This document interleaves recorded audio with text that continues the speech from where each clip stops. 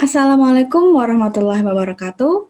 My name is Karina Estiani Agustin, and I'm from Cross Cultural Understanding A2 class.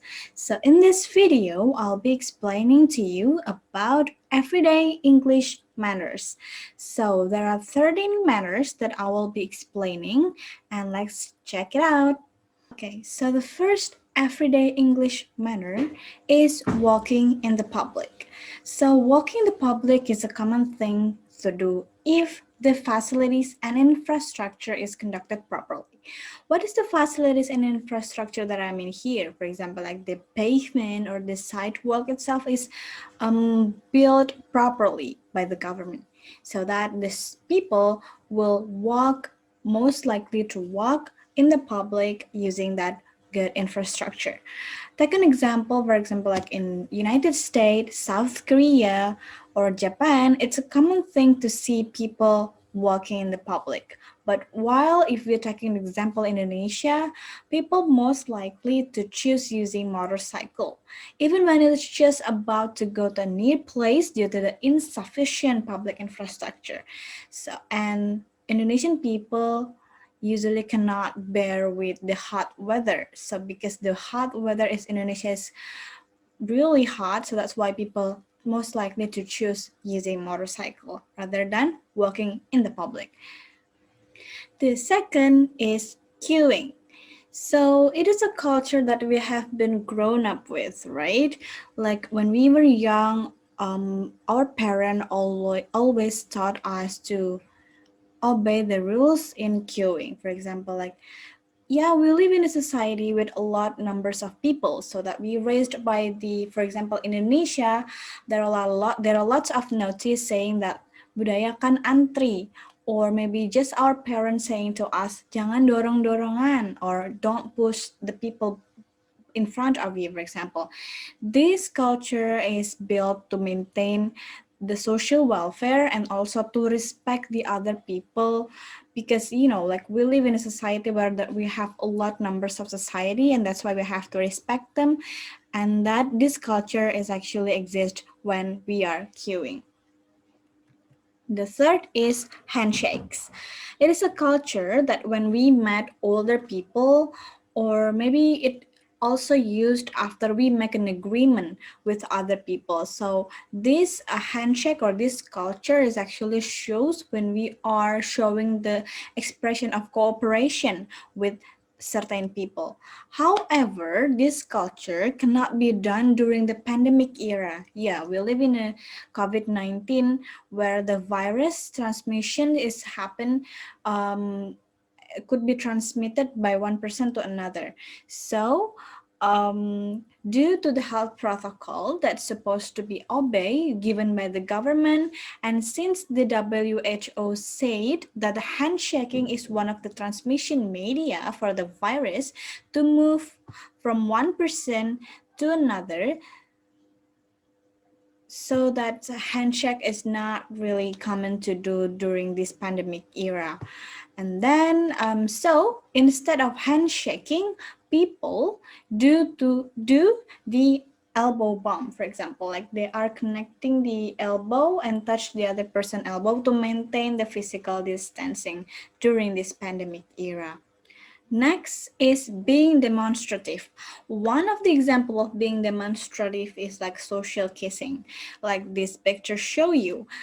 Social kissing itself is not going to be happen like for all people with all gender. So being demonstrative, like one of it is a social kissing, is only used for the people with for those who close, or for close people only, like to show how intimate their relationship, how comfort their relationship, and usually it is for the same gender, for example, like woman to woman or man to man, for example, if they want to do this.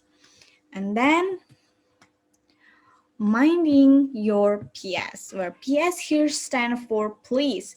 So as we grown up, like when we were young, we are also raised with the culture that it is a manner for us to ask people politely by saying please when we ask people to give us something or do something for us, because the word please is actually showing how we are trying to ask in a polite way, like we are begging their help so that they will help us and ask and do our favor to help them. Now the sixth is minding your QS. So QS here stand for thank you. So it is also, along with please, it is also a manner of gratitude, that by stating that you are thankful for what people have done to you. So it is actually correlated with the previous manner, which is please. So after you ask people and those people have done what you are asking to them, you will say to them thank you. It is a polite manner to actually showing your gratitude for other people that have helped for you. Now this seven is apologizing. Again, this is a manner that we have been grown up with in any country in the world. So it is a manner when you make a mistake that we grow up to understand our own mistake, right? And learn from it by apologize to those who are harmed or disadvantaged by our action. So that to maintain this kind of social manner, when you are making a mistake or when you know that the other people are disadvantaged by your action, you have to say sorry, or I do apologize, or I'm sorry. And there are lots of expressions showing apologizing in a manner to saying sorry about your mistakes. Now the eighth is discussing money. Well, it is somehow sensitive for several countries. Well, for example, like asking your salary. So asking your salary, which is related to money, might be a sensitive topic among several communities. It is one of things that not supposed to do when you are starting a conversation with other people. When we are starting a conversation, we tend to ask our opposite speaker, right, about their name, and then where is your job, and then what is your salary is a sensitive question that's supposed to not be asked for people that you have just first met, for example, because it's kind of sensitive and people probably don't want to share about this. So this is kind of sensitive manner or sensitive culture. So the manner that you have to conduct is that by not asking about people's salary, for example. Now the next is talking about weather. Well, this matter is part of the ideas or topic in starting a conversation. So it used to engage your conversation partner to lead them into the next topic of conversation. So when we are starting a conversation with a person that we have, that it is the first time we met them, or it is a stranger, or maybe someone that we are met in a waiting room, or so on, that it is actually good for us to actually starting the conversation by talking about the weather. For example, like in the picture, nice day, isn't it? Is one of the manner to talk with the stranger or person that you have it is the first time that you met. And then the third is public manner, small talk. So when you are, for example, like in a waiting room with someone, or when you are in a place with stranger, for example, small talk is a manner that you may express to maintain a conversation in society. People usually asking like several things related to their purpose in that particular place, or maybe asking several questions regarding their opposite speaker, but with certain rules that not supposed to be asked. For example, like the previous manner, I have mentioned about not asking about salary. So in a public manner, like small talk, we're not supposed to asking about salary. We're not supposed to asking about age or relationship or numbers of children, and that is not. It is considered as impolite. Next is tipping.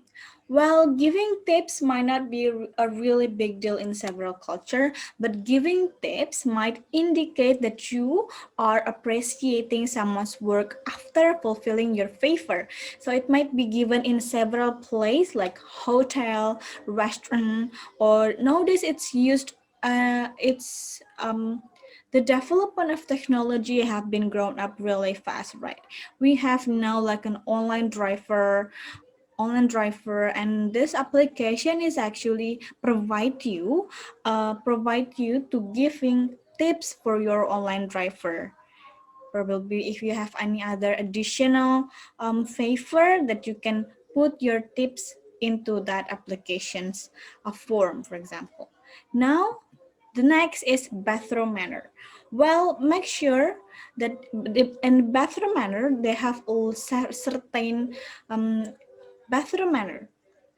They have actually certain rules when we are entering a bathroom, especially when you are entering a public bathroom or when you are entering a bathroom of someone that you are invited to, for example.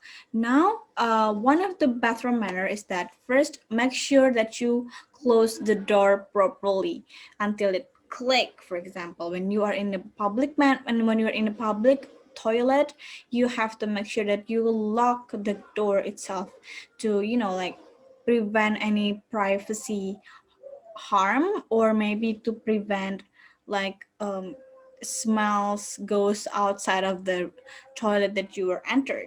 Now, and also if you are in a public toilet, please don't talk about your business or personal discussion, because other people might hear and they might feel inconvenient about it. They feel like they're pursued to listen to your story that it is not necessary for them. So please do not talk too loud in a public toilet. And also, don't forget to flush your toilet and cover the evidence. So make sure that you make it clean and use personal hygiene products so that the person who has that toilet will not, feel stink, or in the public toilet that other people might not be disadvantaged by your trays. Okay, now the last but not least is a table manner. So when you're eating at a fine dining restaurant, for example, the rules might be different, might be more complex, or for example, like how is your posture during the dine, and how you put your spoon, and how to behave in the restaurant itself. But in general, we know that the manner during the dine is by how we appreciate the food that's served for us, by not making a mess or chit chat too loud or not finishing our meal. And that might be disrespectful for some culture, or some culture probably the opposite, that they want the person who eat to not finish it, to appreciate that the meal is actually good.